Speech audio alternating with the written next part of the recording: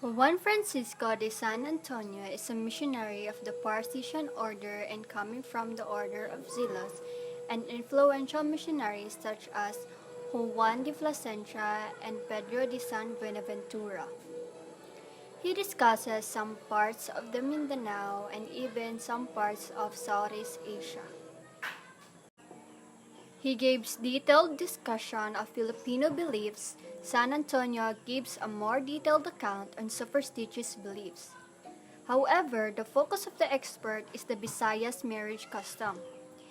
In this account below, San Antonio thoroughly not just the marriage rituals and ceremonies of the Visayans, but also their dowry. Dowry, the gift turned over the groom to the bride's parents to all the practical purpose in exchange for the bride. A dowry is the transfer of parental property to a daughter as her inheritance at her marriage rather than at the owner's death. A dowry establishes a type of conjugal fund, a nature in which may vary widely. There are 5 kinds of dowry. First, bigay kaya, consists of land, gold, or dependents. Any valuable article will do in the absence of these. Second, panghimuya, certain amount of money given to the bride-to-be's parents as a payment. It is for the mother's effort in rearing the girl to the womanhood. Third, bigay suso, bride given to the wet nurse who fed the bride during infancy with milk from her own breast. Fourth, himaraw, sum of money to be given to the parents as a reimbursement. It is for the amount spent in feeding the girl during her infancy. And lastly, sambon, a dowry given to the girl's relatives. In order to win the hand of his lady, the man has to show his patience and dedication to both the lady and her parents. The Vaxar Codex. The Vaxar Codex, produced in the last quarter of the 16th century, a long manuscript discussing various peoples and cultures from Southeast Asia during the same period. The manuscript was especially notable for the beautiful illustrations of indigenous peoples. The document contains 75 colored illustrations of the peoples of China, the Philippines, the Java, the Moluccas, the Ladrones, and the Siam. The Vaxar Codex is one of the most important documents for the study of the history of the Philippines. It is discovered by the well-known historian Charles Rolfe Vaxar in 1947. Charles was born on March 8, 1904 at Sundown, United Kingdom, and he was died on April 27, 2000 at St. Albans, United Kingdom. He is a historian of Dutch and Portuguese maritime and colonial history, and he was a chief spy of the British Army intelligence in the tumultuous or Gu-boat years leading up to the World War II. He published description of the codex that bears his name and now in the Lilly Library in the Bloomington, Indiana. A little bit background about the Lilly Library. It is a principal rare books, manuscripts, and special collections library of Indiana University. The library contained a collections of 20,000 books, 17 The library contained the collections of 20,000 books, 17,000 manuscripts, more than 50 oil paintings, and 300 prints. Colonial ethnographies. Ethnography was already a well-established genre within the colonial literature of Spanish America when the Vaxar Codex was compiled. In fact, that it might be the literary genre that better reflects the cultural encounter from a European point of view, and the kind of text that can provide more information about indigenous culture before the arrival of the Spaniards. Ang ethnography is man siya ang kanang study about sa mga nagaganap sa pag-uugali sa loob ng isang kultura ng pangkat panlipunan. As early as 1493, the Hieronymite Friar Ramon Page wrote the first description of an Amerindian people, the first inhabitants of La Hispaniola in Relación de la Antigüedades de los Indios. Early ethnographic works such as Relación de las Cosas de Yucatan, year 1566. The book also includes documentations of Maya religion and the Maya people's culture in the general. It was written with the help of the local Maya prince. It contains at the end of the long list of Spanish words with Maya translations. A Maya phrase famously found to mean I do not want to. Historia General de las Cosas de Nueva Hispana, year 1577, General History of the Things of New Spain, and Historia de los Indios de la Nueva Hispana, year 1542, by Toribio de Motolinia. American colonial ethnographies were written by missionaries for other missionaries with the goal of facilitating the conversions of the natives. So, kanang aduna sila katuyuan nga mapadali ang pagkabig sa mga natibo. However, it would be unfair to deny that there was at the same time a genuine interest for the cultures as reflected in the meticulousness. The first text of the Philippines colonial literature dealing exclusively with the culture of indigenous people of the archipelago is the brief Relación de las Islas del Poniente, year 1570, written probably by the explorer Juan de la Isla. In this account, the natives were described in a very negative way as a cruel and barbaric individuals with the sole goal of diverting the king's attentions away from the Philippines towards the more promising shores in China. Another pejorative point of view in the defection of the natives can also be found in the overlooked but true carta that Martin de Rada, leader of the first Augustinian mission, sent from Calumpit, Bulacan in year 1577 to the Professor Alonso de Veracruz. The third ethnographic text dedicated to the Philippines is the well-known Tratado de las Islas Filipinas, year 1582, by the Asturian soldier Miguel de Luarca, whose second half part deals extensively, although not exclusively, with the culture of the Visayan people. Structure and content. The Manila manuscript, as the Codex was called originally by the Boxer, is an unfinished work composed of several texts of diverse origin, which is a remarkable modus scribendi. It includes a short text about the people of Marianas Islands, whose author was actually in the place described. As stated, this author differs in writing style from the other who wrote the rest of the manuscript. A long text about the inhabitants of the Philippines, divided into sections of the Cagayanes, Zambales, Visayans, Moros from Mindanao, Tagalogs, Moro customs, and people of Brunei. The most detailed information and deeper insights are about the Visayans. Two small chapters about the Moluccas Islands and Java.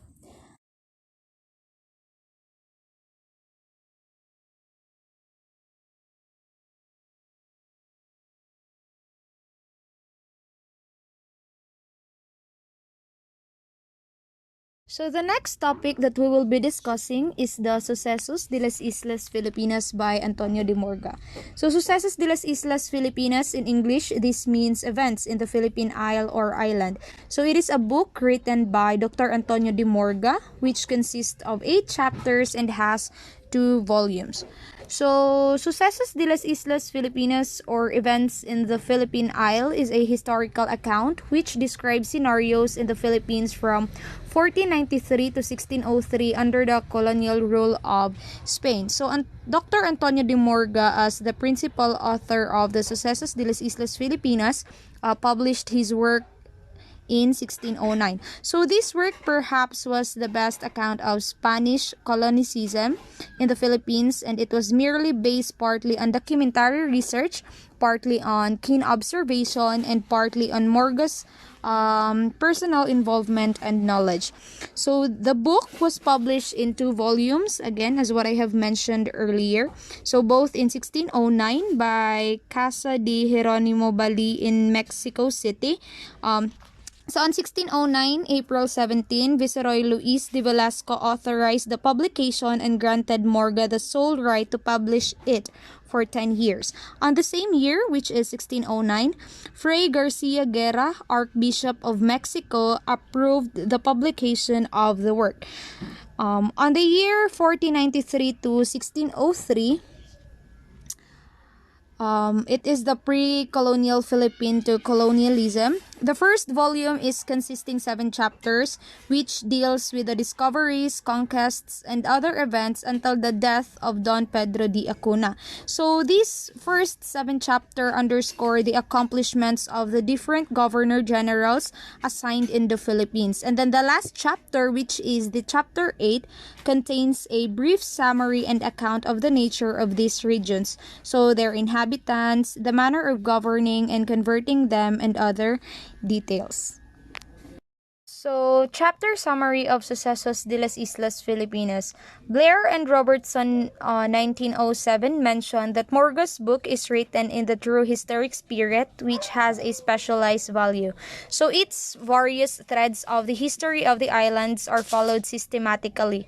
This includes political, social, and economic phases of life. So, Morga's Sucesos de las Islas Filipinas vividly portrayed the natives and their conquerors, the futility of the Spanish policy in making external expeditions, the consequent neglect of internal affairs, the great Chinese questions, the growth of trade, communication with Japan, missionary movements from the islands to surrounding countries, the jealous and envious opposition of the Portuguese, and the dangers of sea voyages. Now, before proceeding to the discussion of the 8 chapters of the book, the following informations are only the chapter summary or the important details or the necessary informations that we have to know about the such. Now, let's proceed with the chapter 1 summary of Sucesos de las Islas Filipinas, or the events in the Philippine Isle or island.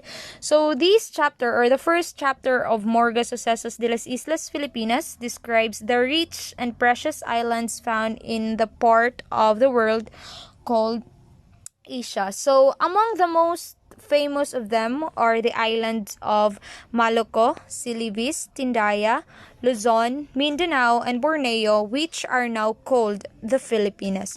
So, this chapter likewise describes the defeat of Fernando Magallanes and the successful pacification of Adelantado Miguel de Legazpi from the island of Cebu to the Luzones. So, it also underscores how Fray Andres de Ordanita, or the Order of St. Augustine, spreads Catholicism in the island of Cebu and Luzon. On year 1564, Miguel Lopez de Legazpi and Fray Andres de Ordanita left Puerto de la Natividad, going to the island of Luzones to Cebu. So the shift to pass of Cebu, he attempts to resist Legazpi together with its troop. And then, the first Spanish settlement was also found in Cebu, which is called the Ciudad de Santísimo Nombre de Jesus. So, Miguel de Legazpi, he named all the islands in the Philippines in honor of His Majesty King Philip II. King Philip II. Now, on the same chapter, year 1571, May 19, 1571, Martin de Goiti pacified the island of Luzon, the Manila, Raha Mora and Tondo, and Raha Matanda. So, after 10 years of pacification and subjugation, Adelantado Miguel Lopez de Legazpi died and buried his body in the monastery of St. Augustine. So this happened, or Adelantado Miguel Lopez de Legazpi died on year 1574. So on the same year, Guedo de Labazares, by the virtue of dispatch, he took the office and continued the conversion and pacification. So, on the same year, Limahong from China attacked Manila and killed Martin de Goiti. So, Joan de Salcedo, the captain from Vegan, bought reinforcement in Manila. So, that was the chapter summary, or the chapter 1 summary. And then next is, let's proceed with the chapter 2. So, this chapter 2 is very brief only. So, let's start with year 1575. So, on year 1575, Dr. Francisco de Sande appointed as the governor and captain of the island of the Philippines. So Don Gonzalo, the submission and pacification of the island continued. So the province of Camarines, Captain Pedro Chavez, and island of Jolo, Captain Esteban Rodriguez de Figueroa. So the ship San Juanillo under the command of Captain Juan de Rivera lost at the sea. On the same year, Don Gonzalo Ronquillo de Peñalosa replaced Dr. Sande as governor and captain general of the island. So that's very brief. That's the only chapter summary of the chapter 2. Now, let's proceed with the chapter 3 summary of Sucesos de las Islas Filipinas. So, on 1580, Don Gonzalo Ronquillo de Peñalosa, native of Arevalo and chief alguacil of the Audiencia of Mexico, appointed governor of the Filipinas for life. So Don Fray Domingo de Salazar of the Dominican Order was appointed as the first bishop of the Philippines and erected his cathedral in the city of Manila. And then the first order in the Filipinas were established by Father Antonio Cedino and Blas Ruiz and Veloso. Niadto sila sa Kingdom of Lao para pangitaon unta ang King of Cambodia. Pero unfortunately, nakita nila siya nga patay na. So Galinato retrieved articles from the Chinese and returned them in Manila. And then, Esteban Rodriguez de Figueroa agrees to subdue Mindanao, but upon reaching the island, he was ambushed and killed. So, sayang no, namatay siya. Imbis, kanina there is agrees to subdue to Mindanao, but then, gi-ambush siya, so namatay siya on year 1595. So, that ends for the chapter 5 summary. Chapter 6, 1596, Governor Francisco Tello appointed Governor-General of the Filipinas, and his arrival, Fray Ignacio de Santibanez was appointed Archbishop. In 1598, the Archbishop arrived and the Manila Audience was established by the Royal Order. 1596, Juan Roquelio was sent to Mindanao, La Caldera, and he became victorious over the combined forces of Mindanaos and Tertanans. On 1599, Julians and Mindanaos were encouraged by the final abandonment and dismantling of the fort at La Caldera, joined in self-defense by the peace natives of Mindanao made incursion against Spaniards and natives in the Pinatados, in which they took Imisens, booty, and many captives. The Alcalde Mayor of Arevalo defeated the larger forces sent after the incursion against the Spaniards and the natives in Pinatados. 1596, Alvaro de Mendana de Niara's expedition from Peru to rediscover Solomon Island reached the Filipinas. 1597, San Jeronimo dispatched to Nueva España, compelled to stop over in the port of Japan because of the heavy storm. The passengers of San Geronimo were allowed to return in Manila, but 6 Franciscan missionaries, 3 Jesuits, and 17 native helpers were crucified. 1598, Luis Perez Dismariña secured permission to attempt an expedition to the mainland to aid the King of Cambodia and to seize the kingdom of Champan or Champa, who caused the constant menace to all navigators throughout the region. Luis Perez Dismariñas sent Hernando de los Rios Coronel to negotiate in Canton, China. In 1602, under the command of Galinato, the cargo of San Felipe were taken to the city of Mindanao and Jolo, and then he sent to Manila for instruction. From Cambodia, Juan de Mendoza, the Fray Juan Maldonado proceeded the Siam, but their trading was unsatisfactory that led them to depart without notifying the Siamese king, but on their way they were killed. Chapter 7, 1602 to 1603, this chapter dealt with the events during the period of Pedro de Aconna's administration, who arrived in Manila on May 1602. 1602, Acona's visit to the Pintadus was postponed due to the raiding expedition of Moros from Luzon to Mindoro.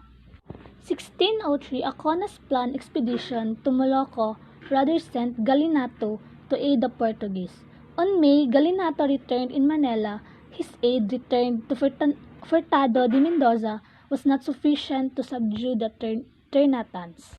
On 1603, the victorious Malis in Cambodia were finally driven out by the combination of patriotic Mandarins. Relations between Cambodia and Philippines were again established by sending there a number of religious. Chapter 8. 1853, the natives begged for a flesh in order to dry it and use it as specific against flesh for a certain time. 1882, these traditions as well as the mythology and genealogies mentioned by ancient historians were entirely lost. With respect to the ethology of the Filipinas, see Professor Blumentrit's very interesting work, Versace Inography der Philippine. Then 1892, Delgado describes the various species of trees in the Philippines in the first 6 treatises of the first part of the fourth book of Historia General de Filipinas.